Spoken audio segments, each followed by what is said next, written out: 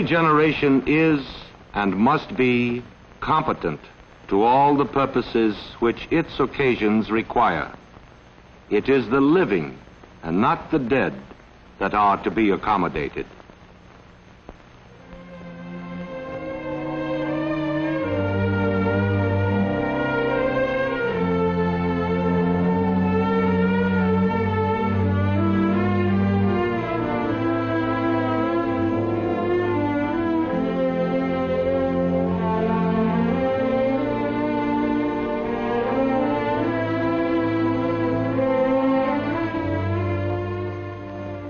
This is a story about a city.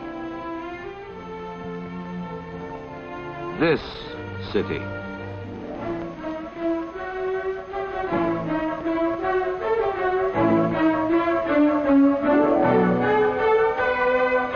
It is a story of streets and neighborhoods, and of the people who live in them.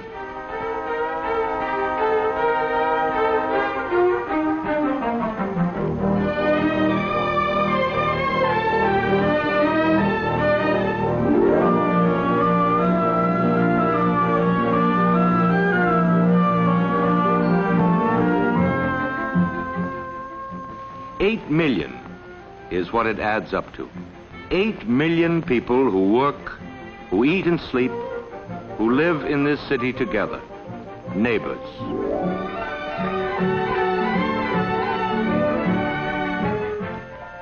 It is the people who make a city what it is. And in another sense, it is the city that makes the people.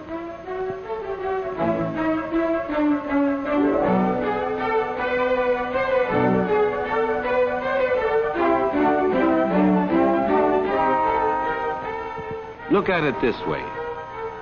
People come together for warmth or for safety, for comfort or gain.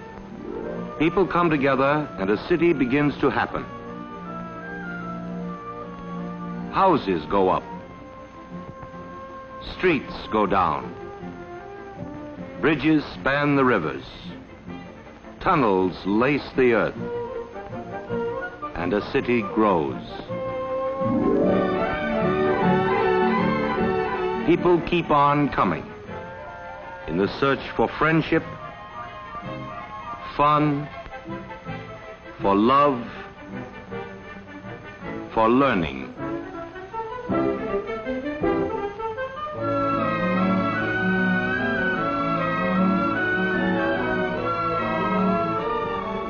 A city grows, changes, moves, and as the city rises toward the sun, it leaves behind a neighborhood like this, random, careless, cruel.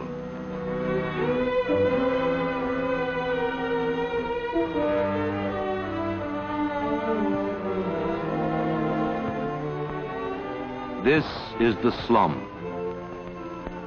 littered, airless, blocked.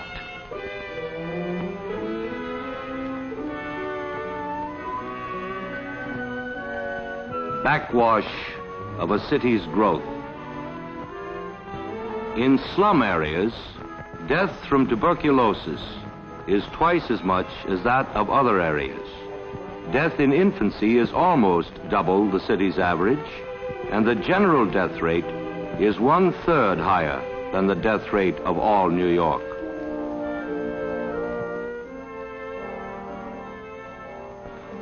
Many millions of Americans still live in habitations which not only fail to provide the physical benefits of modern civilization, but breed disease and impair the health of future generations.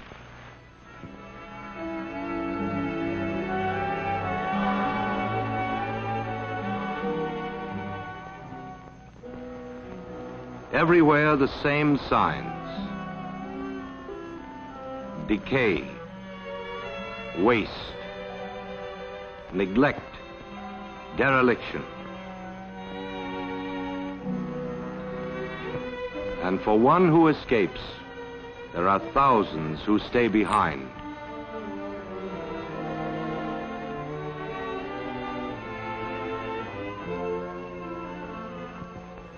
For reasons like this. Could I see the apartment? No. No. No children.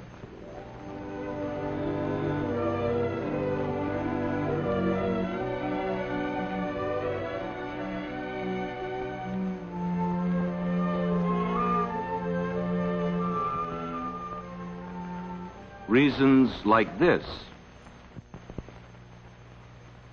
Well, I suppose that does it.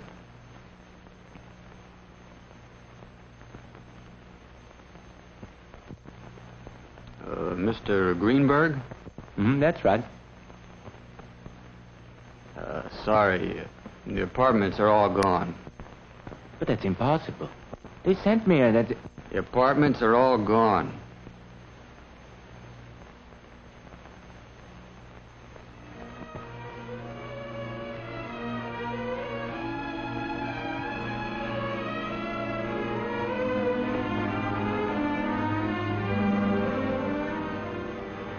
Reasons like this.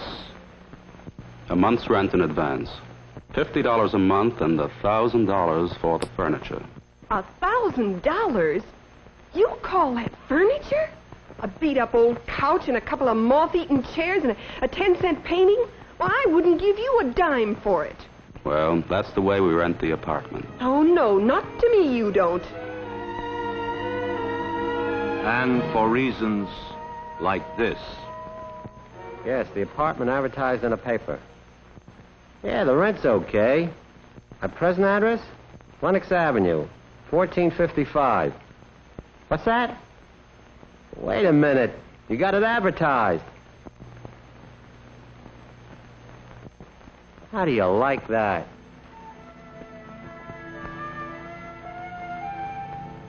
And so people live here ghetto-bound, by color, by religion, by poverty. Ghetto-bound because there is no place else they can go.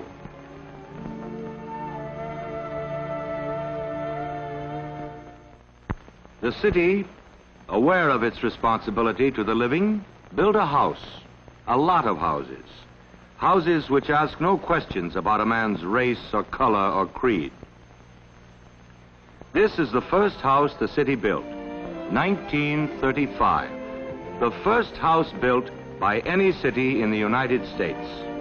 258 families moved in, paid $25 a month for 4 rooms, including gas and light, including trees. 1939, more housing, like this, Red Hook. 1940, Bladdock houses.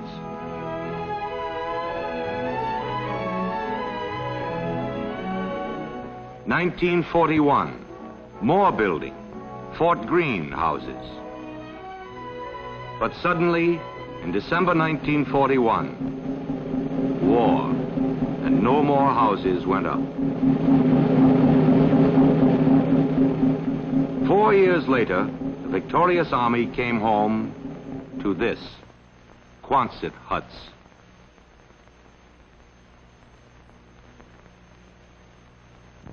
And this, evictions.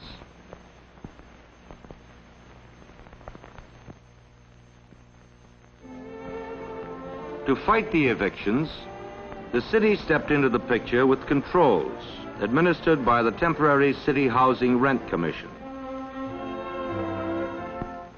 Soon the city's building program was fully underway once more. This is the way the city builds a house. Plans go from the City Housing Authority to the Board of Estimate. The Board of Estimate checks and approves the financing.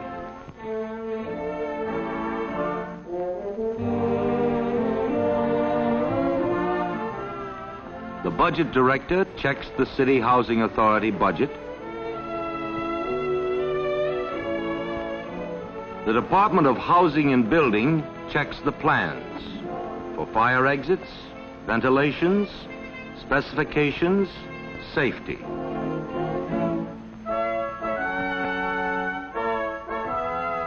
And against the master plan of the City Planning Commission checks for sanitation, transportation, schools, checks and approves the site. The old comes down,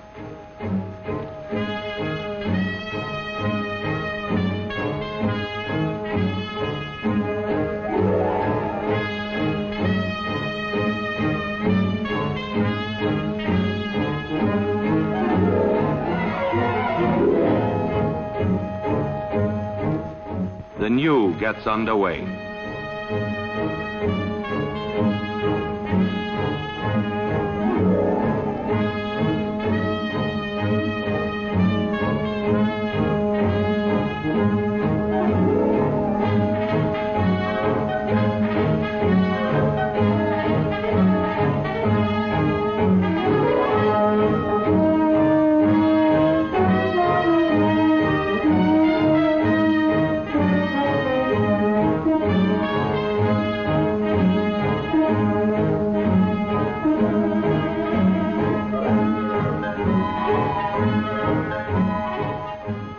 Blueprint becomes a house ready for its tenants. In one day, the city has had as many as 30,000 applicants for one housing project.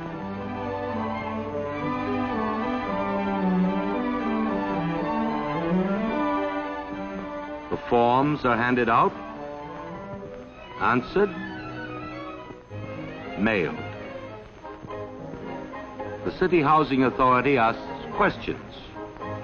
Citizen, resident, veteran, income, married, children, present living conditions. And a name becomes a number with a priority.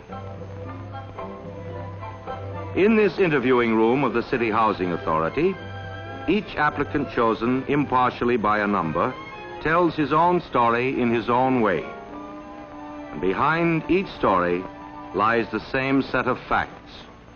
No heat, no room to raise a family, rents too high, 6th floor walk-up. The answer?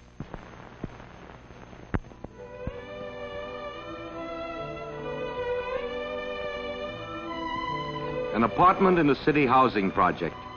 A place to live with space, air, design, light.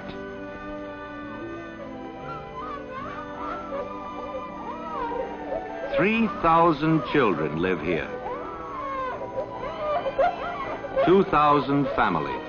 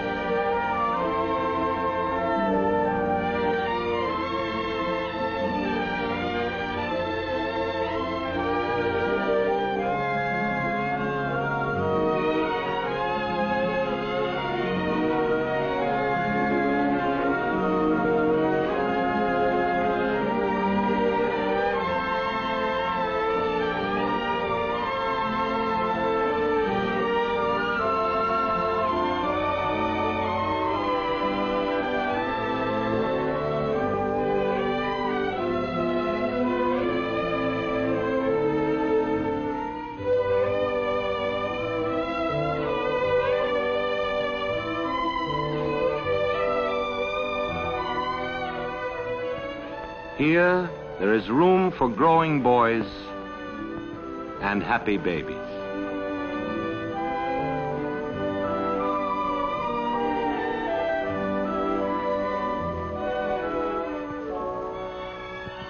Here, the day begins with the family secure.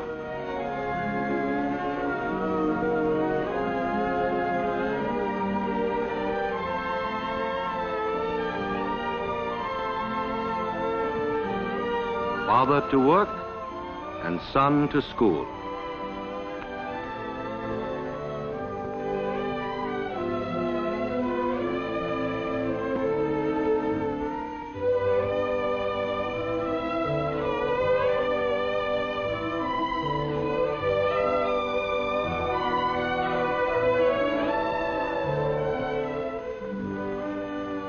For the mother, housework is made so much easier.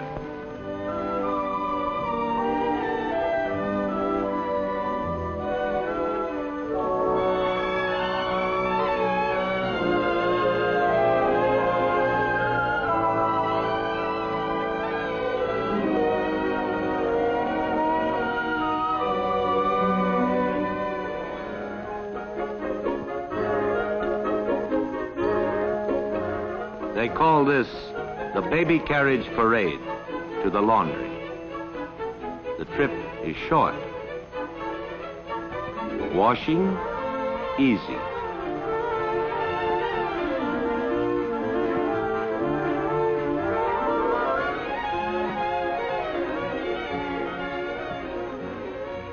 For the children of mothers who have to work, there is the nursery.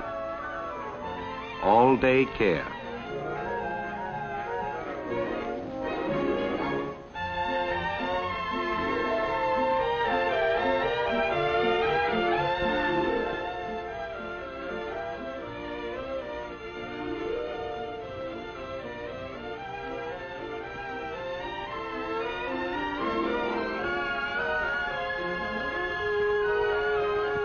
And after school, the older children have a place to play in safety.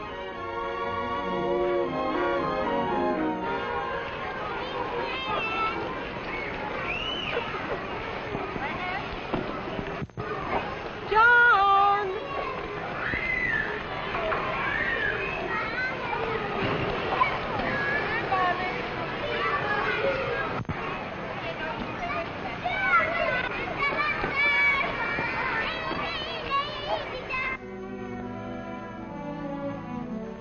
Neighbors.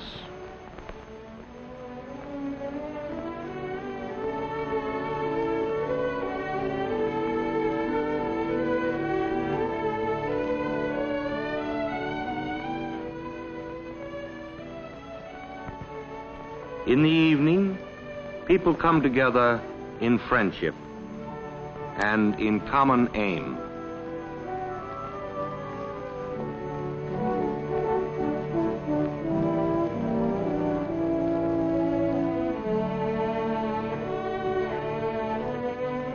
Here, in the city's houses, people come together to build a living community. For, as Tom Paine said, it is the living and not the dead that are to be accommodated.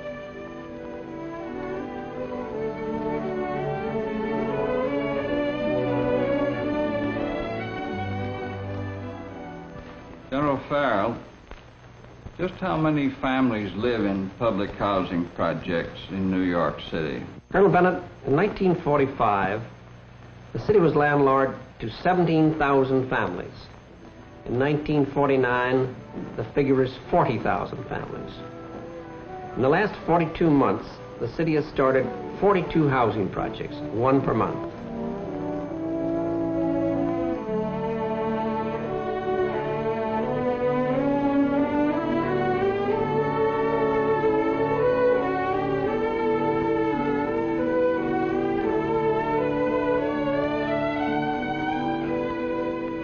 You have seen the slums, you have seen the new low-cost housing projects that have taken their places. The slum means disease and crime. The new projects mean health and happiness. Since 1946, when I became mayor, we have built low-cost housing to take the place of slums for 250,000 people, that is, by the end of next year. On the planning boards, we have plans for 250,000 people more.